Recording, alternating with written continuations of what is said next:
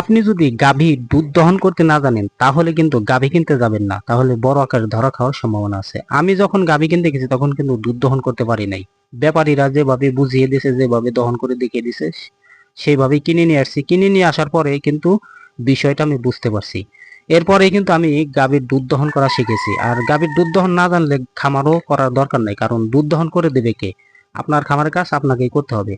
আর একটা বিষয় আপনাদেরকে বোঝাবো যে কতটা জরুরি দুধ দহন করা।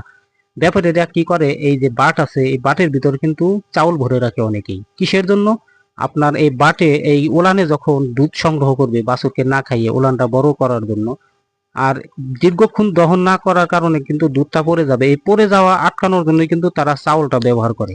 এর কারণে আপনি যখন দুধ দহন করতে যাবেন তখন সকল কিছুই কিন্তু ধরা পড়বে। গাভীর দুধ পাতলা কিনা, ঘন কিনা, গাভীর ওলানের বাটে কোনো সমস্যা আছে কিনা, ম্যাস্টাইটিস আছে কিনা, বাটটা নরম কিনা না শক্ত কিনা, এই সব কিছুই ধরা পড়বে আপনি যখন গাভীর দুধ দহন করতে পারবেন। আর অন্যের উপর ভরসা করে নিজে বাবু সেজে দাঁড়িয়ে থাকলে আমার মতো ধরা খাবেন।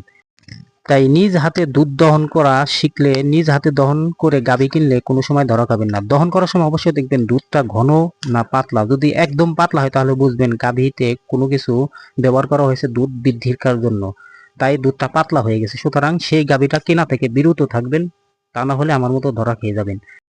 আরো কিছু গুরুত্বপূর্ণ বিষয় আপনাদের সাথে শেয়ার করব পরবর্তী ভিডিওতে গাভী কেনা নিয়ে। অবশ্যই ভিডিওটি দেখবেন, আর এই ভিডিওটি ভালো লাগলে অবশ্যই লাইক কমেন্ট শেয়ার করবেন, আর আমার চ্যানেলটি সাবস্ক্রাইব করবেন, আমার পাশে থাকবেন। সকলকে ধন্যবাদ। খোদা হাফেজ।